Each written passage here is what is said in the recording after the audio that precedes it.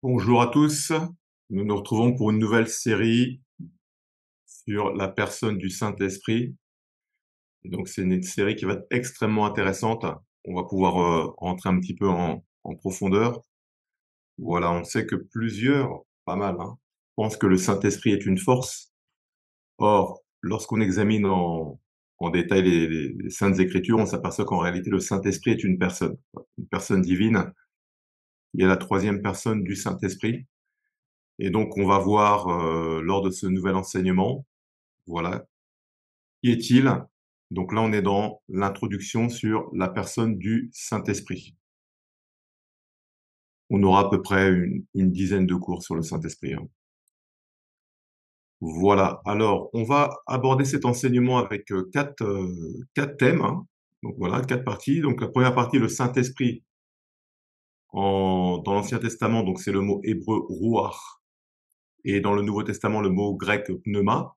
Deuxième partie, le Saint-Esprit dans l'Ancien et le Nouveau Testament, donc c'est la perception du Saint-Esprit. On va voir que comme la Bible dit que l'Ancien Testament, c'est l'ombre des choses à venir, il y a des éléments qu'on découvre uniquement à la lumière du Nouveau Testament. Voilà. Troisième partie, les différents noms du Saint-Esprit dans les Écritures. Et enfin, en quatrième partie, les symboles du Saint-Esprit. Voilà, donc en première partie, donc le Saint-Esprit. Alors la toute première apparition du Saint-Esprit dans la Bible, hein, c'est dans Genèse chapitre 1, versets 1 à 2. Au commencement, Dieu créa les cieux et la terre. La terre était informe et vide. Il y avait des ténèbres à la surface de l'abîme, et l'Esprit de Dieu, Ruach, se mouvait au-dessus des eaux. Alors, Ruach est employé 380 fois dans l'Ancien Testament. 110 fois, il a été traduit par le mot vent. Voilà. 140 fois, il correspond à l'esprit de l'homme ou ses dispositions, c'est-à-dire la manière d'être et la pensée. Et enfin, 130 fois, il a été traduit par esprit de Dieu. Voilà. Donc, vous observerez que dans la version Louis II, l'Esprit de Dieu, c'est un E minuscule au lieu d'être un E majuscule. Et donc, les traducteurs ont fait ce choix. On va le voir un petit peu plus loin.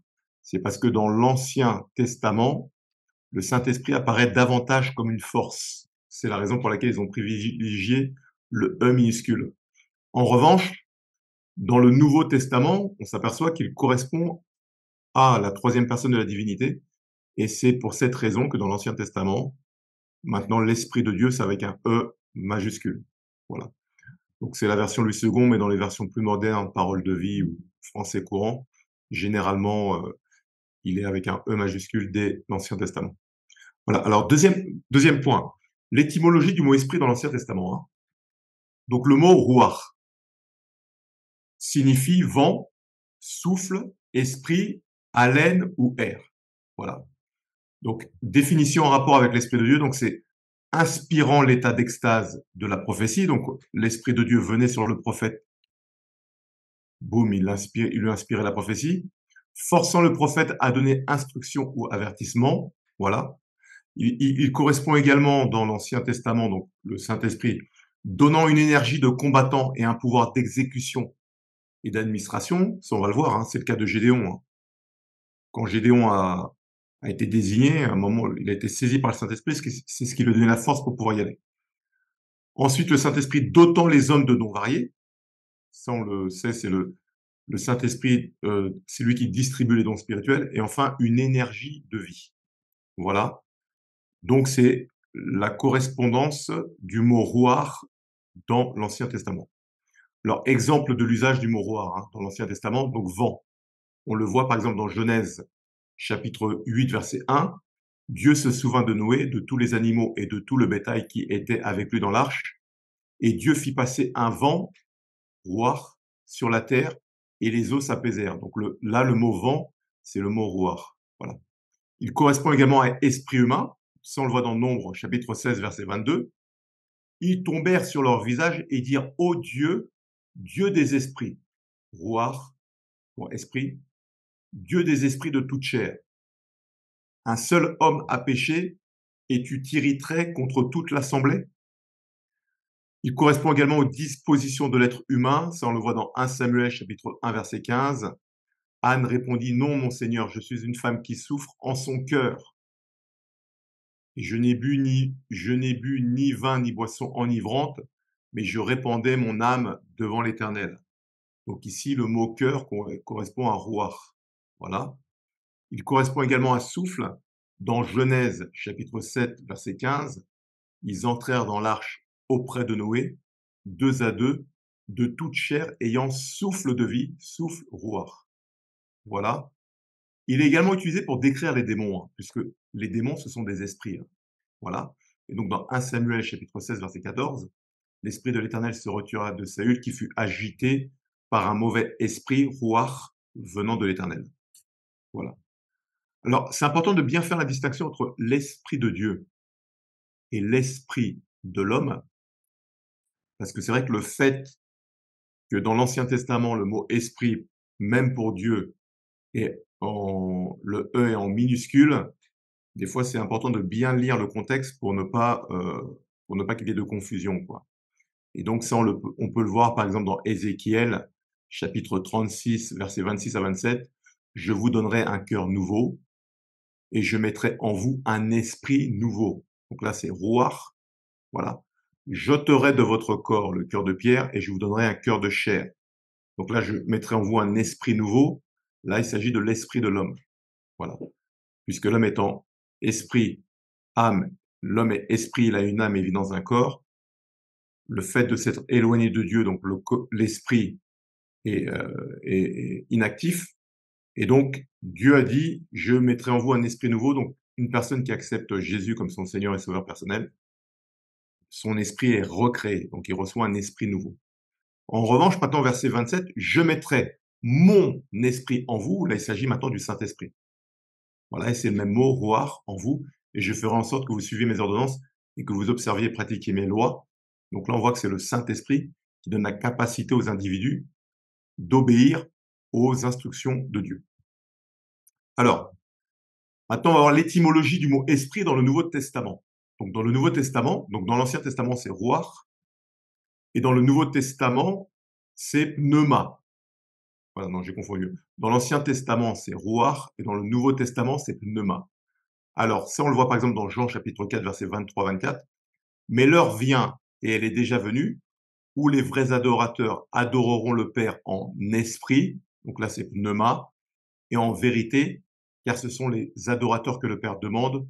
Dieu est esprit, donc la E majuscule, pneuma, et il veut que ceux qui l'adorent en esprit, E minuscule, pneuma, et en vérité.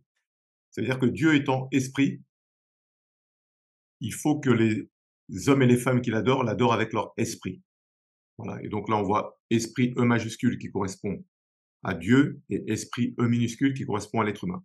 Donc le mot pneuma grec, hein, c'est ce qui a donné pneumatique, donc c'est le vent, hein.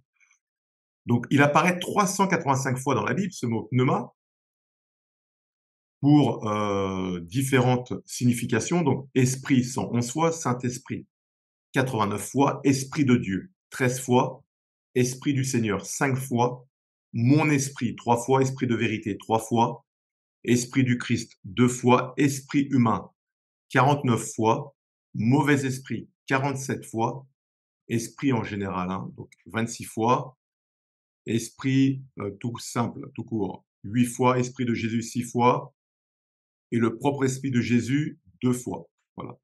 Et donc 21 fois pour une utilisation diverse. Voilà donc pneuma. Qu'est-ce que veut dire pneuma? Donc c'est un mouvement de l'air, c'est un petit coup de vent.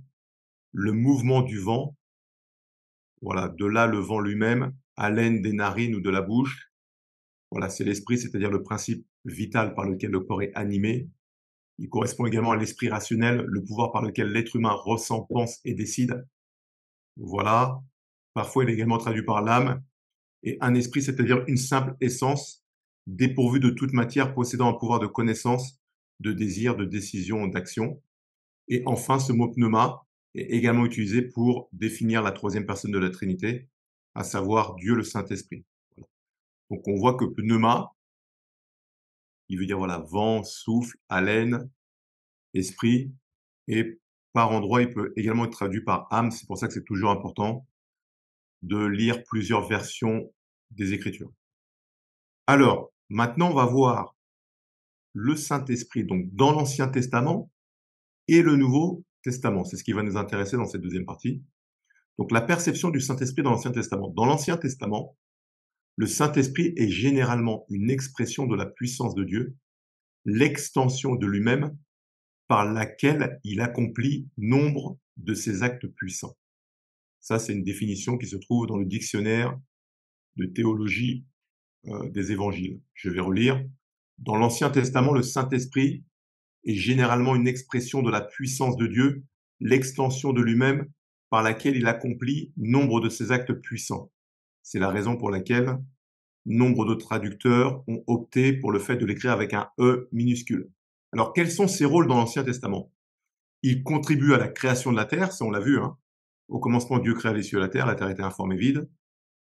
Voilà, Genèse 1, verset 1, verset 2. Et puis, l'Esprit de Dieu mouvait au-dessus des eaux. Donc, il a contribué à la création de la terre. Voilà. C'est lui qui a participé à l'inspiration des prophètes. Donc, on voit il venait sur les prophètes étaient saisis et soudainement, ils se mettaient à prophétiser.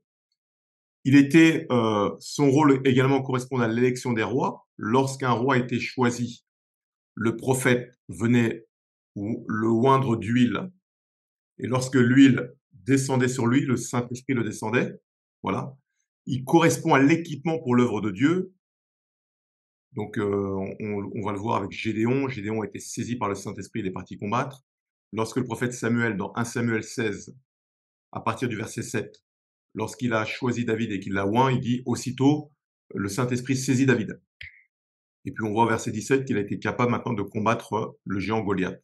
Et enfin, il permettait de communiquer la puissance. Donc ça, c'était plus ou moins son rôle, hein, dans l'Ancien Testament. Voilà.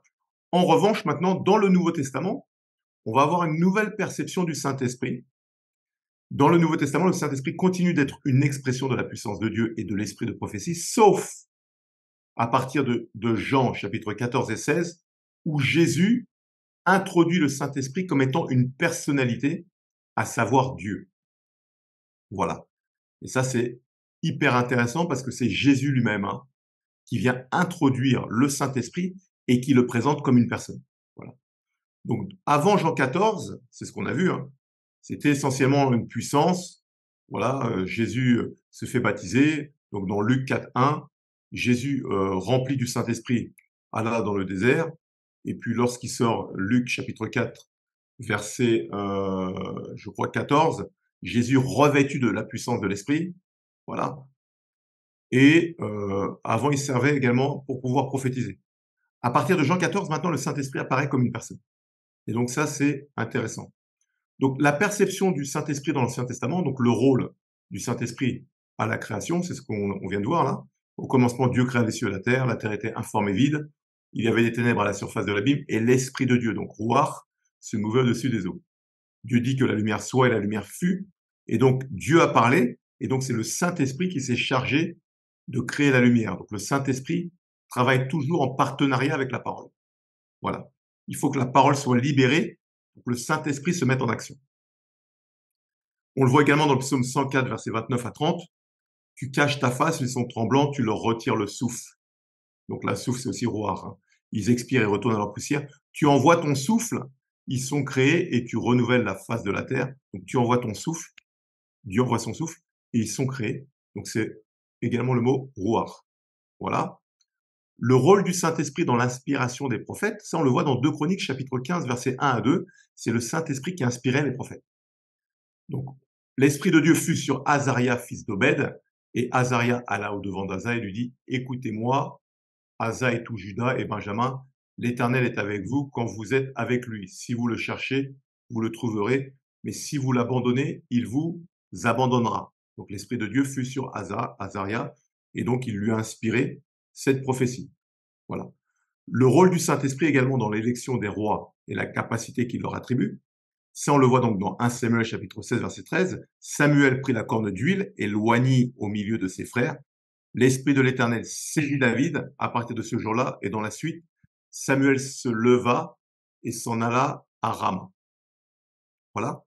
Le rôle du Saint-Esprit pour mener à bien l'œuvre de Dieu, ça on le voit dans Nombre chapitre 11 verset 16. Donc l'Éternel dit à Moïse, assemble auprès de moi 70 hommes des anciens d'Israël, de ceux que tu connais comme anciens du peuple et ayant autorité sur lui. Amène-les à la tente d'assignation et qu'ils s'y présentent avec toi. Je descendrai et là je te parlerai. Je prendrai de l'esprit qui est sur toi et je le mettrai sur eux afin qu'ils portent avec toi la charge du peuple et que tu ne la portes pas à toi seul. À travers ce passage, on comprend que Moïse était revêtu du Saint-Esprit et c'est ce qui lui permettait de pouvoir gérer un peuple d'environ 3,5 millions de personnes. Et la Bible dit de lui aussi qu'il était l'homme le plus patient de la terre. Et donc, on comprend que c'est grâce au Saint-Esprit qui était sur lui. Voilà. Maintenant, ce qui est intéressant, c'est que Dieu a dit, je prendrai de l'Esprit qui est sur toi et je le répandrai sur 70 anciens, ce qui nous montre vraiment le revêtement qu'il y avait sur Moïse, hein, pour que Dieu puisse prendre de l'Esprit qui est sur lui et en, en propager sur 70 personnes. Voilà. Donc, le rôle du Saint-Esprit permettait, dans l'Ancien Testament, il communiquait également la puissance. Ça, on le voit avec Samson, hein, qui avait une force surnaturelle. Et donc, dans Juge, chapitre 14, versets 5 à 6, Samson descendit avec son père et sa mère à Timna. Lorsqu'ils arrivèrent aux vignes de Timna, voici un jeune lion rugissant vint à sa rencontre. L'Esprit de l'Éternel saisit Samson, et sans avoir rien à la main, Samson déchira le lion comme on déchire un chevreau. Il ne dit point à son père et à sa mère ce qu'il avait fait. Donc, l'Esprit de l'Éternel saisit Samson. Donc, la puissance de Samson venait de l'Esprit de l'Éternel. Alors, maintenant, la perception du Saint-Esprit dans le Nouveau Testament. Donc, dans Luc, chapitre 1, verset 35. L'ange, donc Gabriel, apparaît à Marie et il lui dit, le Saint-Esprit viendra sur toi et la puissance du Très-Haut te couvrira de son ombre. C'est pourquoi le Saint-Enfant qui naîtra de toi sera appelé Fils de Dieu. Donc là, on voit que la puissance du Saint-Esprit, c'est la puissance du Saint-Esprit qui a donné vie à Jésus. Ça, c'est important, ça. Et on voit également ce parallèle dans l'Ancien Testament.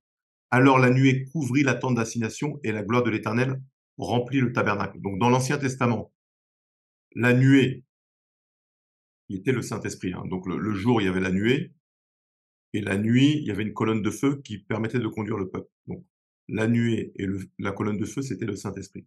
Donc dans l'Ancien Testament, elle couvrait la tente d'assignation, et donc dans le Nouveau Testament, elle a couvert Marie, et Marie a pu donner naissance à Jésus. La puissance du Saint-Esprit également, dans le Nouveau Testament, on voit que c'est elle qui permet de chasser les démons. Dans Matthieu 12, 28, donc Jésus est dans un échange avec les pharisiens, et il leur dit, mais si c'est par l'Esprit de Dieu que je chasse les démons, le royaume de Dieu est donc venu vers vous. Et donc c'est la puissance du Saint-Esprit qui permettait et qui permet de chasser les démons. Voilà. Jésus est également revêtu du Saint-Esprit pour mener à bien l'œuvre que le Père lui a confiée. Ça, on le voit dans Luc, chapitre 4, verset 18. L'Esprit du Seigneur est sur moi, parce qu'il m'a oint pour annoncer une bonne nouvelle aux pauvres, il m'a envoyé pour guérir ceux qui ont le cœur brisé. Et donc, c'est le fait que le Saint-Esprit avait revêtu de puissance Jésus, que Jésus maintenant était à même de pouvoir accomplir la mission que le Père lui avait confiée. L'Esprit de Dieu, donc c'est également l'Esprit de prophétie. Ça, on le voit dans Jean chapitre 2, versets 18 à 19. Les Juifs prenant la parole lui dirent, quel miracle nous montres-tu pour agir de la sorte? Jésus leur dit, détruisez ce temple et en 3 jours, je le relèverai. Donc, on sait que le Saint-Esprit donc est sur lui et donc il commence à prophétiser en fait. Et donc, le temple dont il est question, il parlait en fait de son corps. Et lorsqu'il est mort, il a été 3 jours dans le tombeau. Et donc, le 3e jour, il est ressuscité. Voilà. Maintenant, à partir de Jean 14, Jésus introduit la personne du Saint-Esprit. Et ça, on le voit dans Jean 14, 16. Et moi, je prierai le Père et il vous donnera un autre consolateur afin qu'il demeure éternellement avec vous. Voilà. Alors maintenant, on va voir les différents noms du Saint-Esprit dans la Bible, hein. Donc le Saint-Esprit est appelé de différentes manières, que ce soit donc dans l'Ancien Testament et le Nouveau Testament. Donc il est appelé donc le Saint-Esprit, l'Esprit de Jésus-Christ, le Saint-Esprit de la promesse, l'Esprit de vérité, l'Esprit de vie, l'Esprit du Seigneur, l'Esprit de grâce, l'Esprit de gloire, l'Esprit de l'Éternel, le Paraclète, voilà, le Paraklétos en grec. Et donc les récurrences, c'est que le Saint-Esprit a 96 fois, l'Esprit du Seigneur 28 fois et l'Esprit de Dieu 26 fois. Voilà. Donc les différentes appellations du Saint-Esprit dans l'Ancien Testament et le Nouveau Testament. Donc, on va aller voir, c'est très intéressant. Donc dans le Nouveau Testament, dans Luc chapitre 11, verset 13. Si donc, méchants comme vous l'êtes, vous savez donner de bonnes choses à vos enfants, à combien plus forte raison le Père céleste donnera-t-il le Saint-Esprit à ceux qui le lui demandent? On va voir ces différents noms parce que les noms utilisés sont des caractéristiques du Saint-Esprit. Donc si déjà le Saint-Esprit c'est Saint-Esprit, c'est parce qu'il est saint, quoi. Voilà. Et c'est pour ça que Paul dit: «N'attristez pas le Saint-Esprit». Voilà. Et le Saint-Esprit est sensible. N'éteignez pas l'Esprit. Voilà. Donc déjà le Saint-Esprit est saint et donc le Saint-Esprit a horreur du péché. Et donc c'est ce qui l'attriste. Voilà. Dans 1 Corinthiens chapitre 2 verset 10, le thème employé par Paul, c'est l'Esprit tout court. Dieu nous les a révélés par l'Esprit, car l'Esprit sonde tout, même les profondeurs de Dieu. Dans 1 Corinthiens chapitre 3 verset 16, ne savez-vous pas que vous êtes le temple de Dieu et que l'Esprit de Dieu habite en vous? Dans Ésaïe chapitre 11 verset 12, voilà, l'Esprit de l'Éternel reposera sur lui, esprit de sagesse et d'intelligence, esprit de conseil et de force, esprit de connaissance et de crainte de l'Éternel. Et donc les 7 attributs du Saint-Esprit, on voit que c'est l'Esprit de l'Éternel, donc c'est l'Esprit du Seigneur qui gouverne, l'Esprit de sagesse, il communique la sagesse, l'Esprit d'intelligence, l'Esprit de conseil, l'Esprit de force, Esprit de connaissance et Esprit de crainte de l'Éternel. Donc lorsque le Saint-Esprit vient s'établir dans une personne, ce qu'on appelle la nouvelle naissance, il vient avec ces 7 attributs. Voilà. Ensuite, donc l'Esprit de l'Éternel, ça on le voit également dans Hébreux chapitre 9, verset 14. Combien plus le sang de Christ, qui par un esprit éternel, voilà, donc là on a vu l'Esprit de l'Éternel, mais maintenant on voit Esprit éternel, donc le Saint-Esprit est éternel. Il est Dieu, il est infini. Voilà. Il n'a ni commencement ni fin. Donc combien plus le sang de Christ, qui par un esprit éternel s'est offert lui-même sans tâche à Dieu, purifiera-t-il votre conscience des œuvres mortes, afin que vous serviez le Dieu vivant. Il est également traduit par l'Esprit du Seigneur. Donc Luc 4, 18, c'est ce qu'on a vu auparavant. L'Esprit du Seigneur est sur moi parce qu'il m'a oint pour annoncer une bonne nouvelle aux pauvres. Il m'a envoyé pour guérir ceux qui ont le cœur brisé. L'Esprit du Dieu vivant, ça on le voit dans 2 Corinthiens chapitre 3, verset 3. Vous êtes manifestement une lettre de Christ, écrite par notre ministère, non avec de l'encre, mais avec l'Esprit du Dieu vivant, non sur des tables de pierre, mais sur des tables de chair, sur les cœurs. Il est également traduit par l'Esprit de Christ, ça on le voit dans Romains chapitre 8, verset 9. Pour vous, vous ne vivez pas selon la chair, mais selon l'Esprit, si du moins l'Esprit de Dieu habite en vous. Si quelqu'un n'a pas l'Esprit de Christ, il ne lui appartient pas. Il est également traduit par l'Esprit de Jésus-Christ. Ça, on le voit dans Philippiens chapitre 1, verset 19. Car je sais que cela tournera à mon salut grâce à vos prières et à l'assistance de l'Esprit de Jésus-Christ. Il est également traduit par l'Esprit maintenant de Jésus dans Actes chapitre 2, verset 32 à 33. C'est ce Jésus que Dieu a ressuscité. Nous en sommes tous témoins.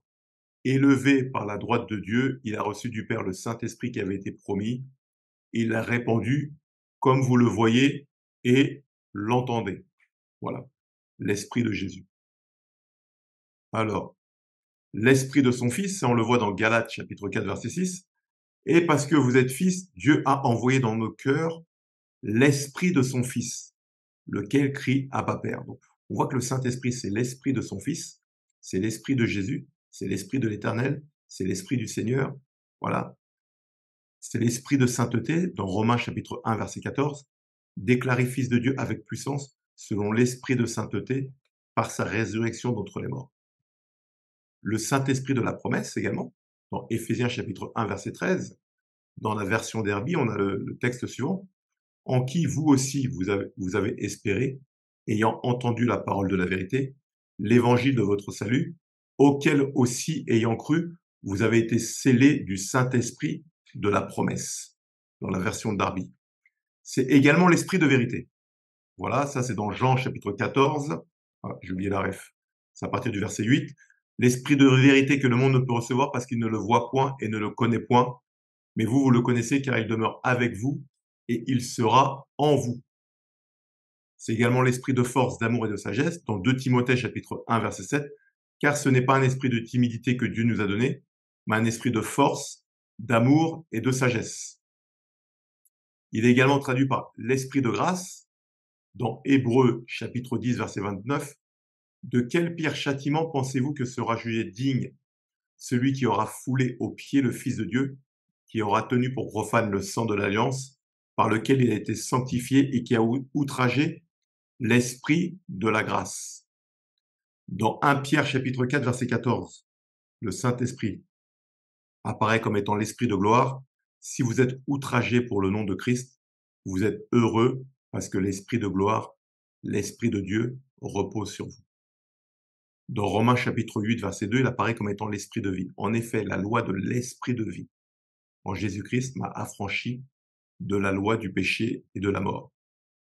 Dans Ésaïe chapitre 4 verset 4, il apparaît comme étant l'Esprit qui consume.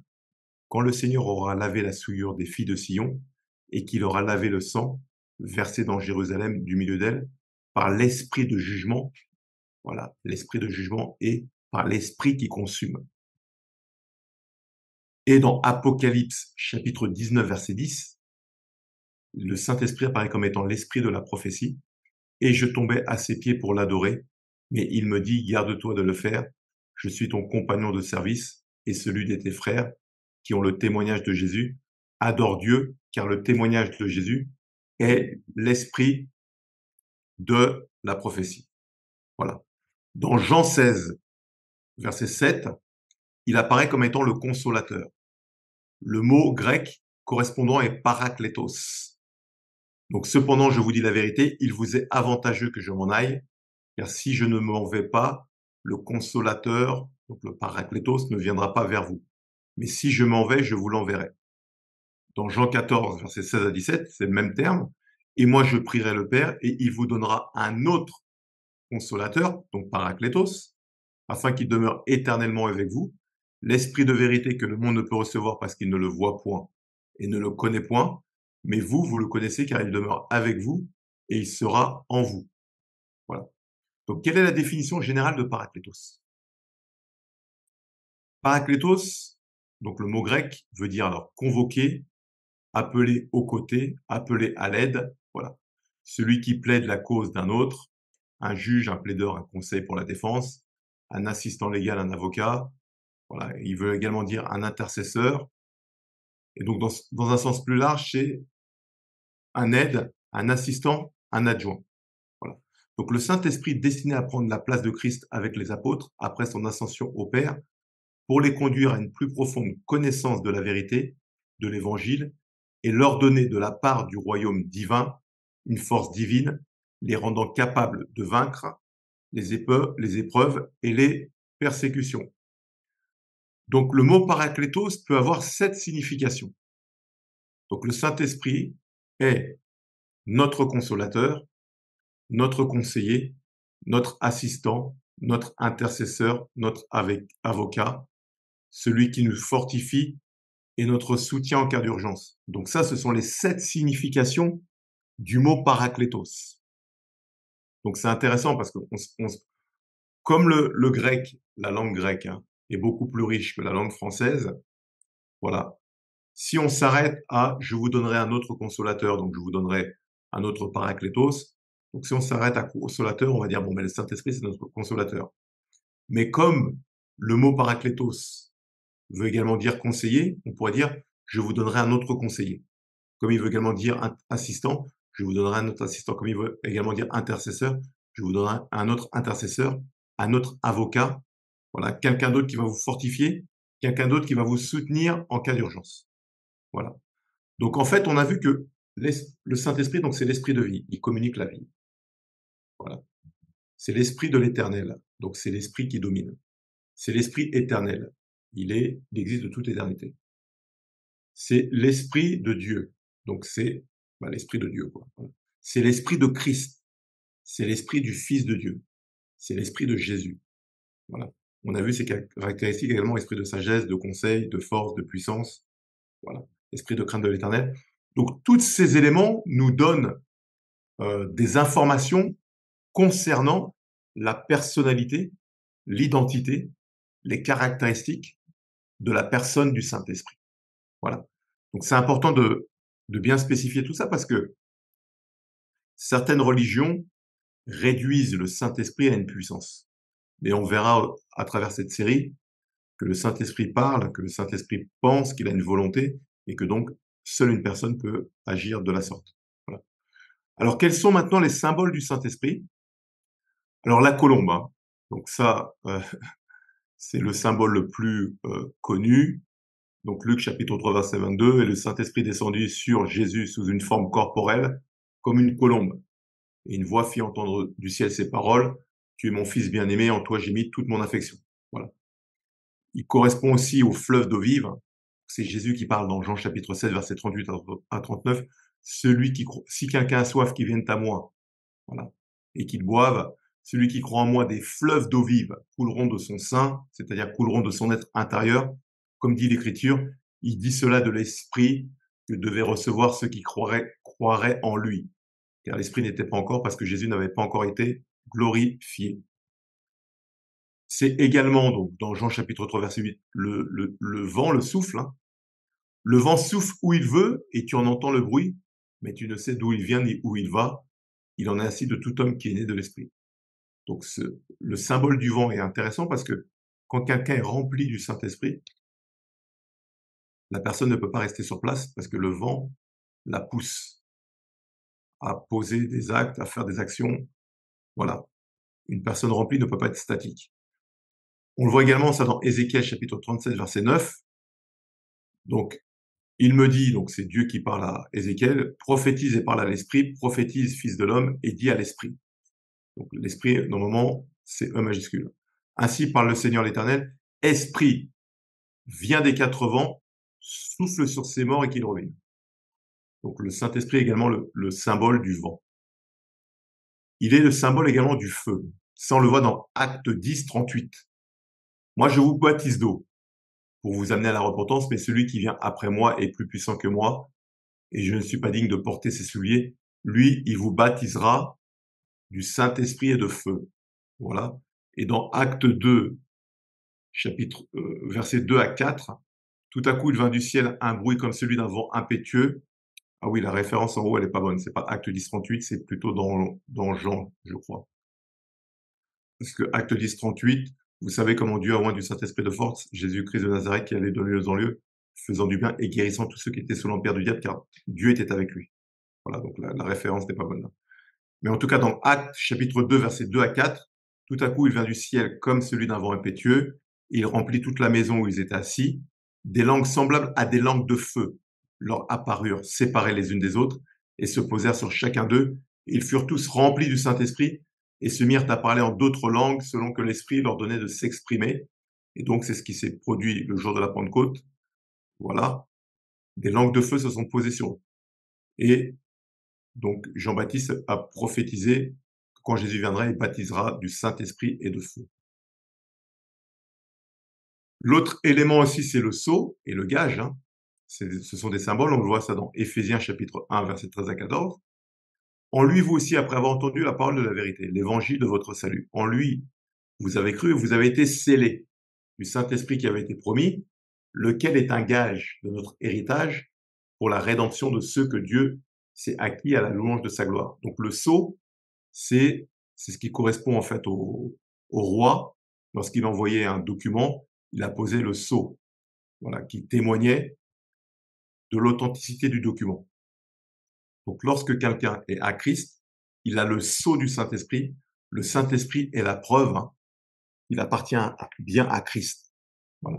Et on l'a vu précédemment, si vous n'avez pas l'Esprit de Christ, vous ne lui appartenez pas. Voilà. Et c'est également un gage. Donc on voit que c'est pas une question de religion, hein, voilà, ni de dénomination. Ce qui la preuve tangible que quelqu'un appartient à Dieu, c'est le sceau du Saint-Esprit. Voilà. Ensuite, l'huile, ça on le voit vraiment notamment dans l'Ancien Testament, hein, où le prophète venait, où le sacrificateur utilisait l'huile d'onction. Alors dans 1 Jean chapitre 2 verset 20, pour vous, vous avez reçu l'onction de la part de celui qui est saint, et vous avez tous de la connaissance, et donc l'onction c'est l'huile qu'on répandait sur la tête, ou lorsqu'on consacrait quelqu'un, on le répandait sur différentes parties du corps, on le verra un peu plus loin. Et donc, Acte 10, 38, voilà, vous savez comment Dieu a oint du Saint-Esprit de force Jésus de Nazareth qui allait de lieu en lieu, faisant du bien et guérissant tous ceux qui étaient sous l'empire du diable, car Dieu était avec lui. Et enfin, c'est les arts. Ça, on le voit donc dans 2 Corinthiens chapitre 1, versets 21-22. Et celui qui nous a fermis avec vous en Christ et qui nous a oint, c'est Dieu, lequel nous a aussi marqué d'un sceau et a mis dans nos cœurs les arts de l'esprit. Et donc, c'est le mot grec arabon, voilà. Donc, qu'est-ce que ce sont les arts? C'est une monnaie donnée en gage d'un futur paiement et en attendant que le solde soit payé. Donc voilà, la présence du Saint-Esprit dans le croyant né de nouveau est la preuve qu'il appartient à Dieu. Voilà. Alors maintenant, dans cette troisième partie, on va voir le glorieux Saint-Esprit, c'est-à-dire on va voir qui est le Saint-Esprit. Donc le Saint-Esprit, déjà, il est Dieu. Donc c'est pas une force. Voilà. C'est pas simplement un vent ou une puissance, non. Le Saint-Esprit est Dieu. Et ça, on le voit dans le psaume 139, versets 7 à 10. On voit que le Saint-Esprit, déjà, lui, il est omniprésent. Donc c'est David qui écrit, il dit: «Où irai-je loin de ton esprit? Et où fuirai-je loin de ta face? Si je monte aux cieux, tu y es. Si je me couche au séjour des morts, t'y voilà. Si je prends les ailes de l'aurore et que j'aille habiter à l'extrémité de la mer, là aussi ta main me conduira et ta droite me saisira.» Voilà. Donc le Saint-Esprit est omniprésent. Donc si Dieu est capable de toucher des gens en Chine, aux États-Unis, en Afrique, en Europe, voilà, ou en Amérique du Sud, c'est grâce à l'omniprésence du Saint-Esprit. Voilà. Et si les croyants se réunissent le dimanche aux 4 coins du globe et qu'ils ressentent la présence de Dieu, c'est grâce à l'omniprésence du Saint-Esprit. Voilà. Donc le Saint-Esprit est omnipotent. Ça, on le voit dans Luc chapitre 1, verset 35. L'ange lui répondit: le Saint-Esprit viendra sur toi et la puissance du Très-Haut te couvrira de son ombre. C'est pourquoi le Saint-Enfant qui naîtra de toi sera appelé Fils de Dieu. Donc le Saint-Esprit, c'est également la puissance du Très-Haut. Voilà. Le Saint-Esprit est omniscient, il connaît toutes choses. Ça, on le voit dans Jean chapitre 16, versets 12 à 13. J'ai encore beaucoup de choses à vous dire, mais vous ne pouvez pas les porter maintenant.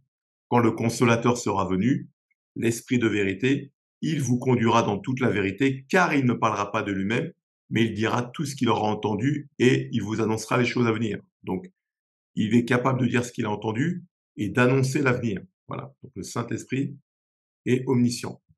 Donc, en conclusion, dans cette introduction, on a pu voir que dans l'Ancien Testament, le Saint-Esprit était uniquement considéré comme une force et une puissance, d'où le fait que, dans certaines versions bibliques, les traducteurs aient privilégié d'écrire le donc esprit avec un E minuscule.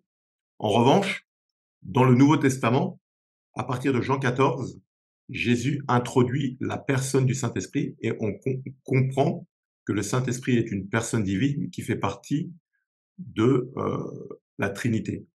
C'est pour ça qu'il peut dire dans Marc 16, faites de toutes les nations des disciples, baptisez-les au nom du Père, du Fils et du Saint-Esprit. Voilà. On a vu que le Saint-Esprit, on a vu ses différents noms, ces noms correspondent à ses attributs, et Jésus présente le Saint-Esprit comme étant le Paraklétos, et Paraklétos, il a 7 attributs, qui sont, entre autres, avocat, intercesseur, conseiller, aide, assistant, voilà, celui qui fortifie, celui qui aide en cas d'urgence. Et donc, le Saint-Esprit, c'est ce qu'il fait lorsqu'il vient dans la vie d'une personne. Voilà. Donc, voilà la fin de notre premier enseignement sur l'introduction du Saint-Esprit.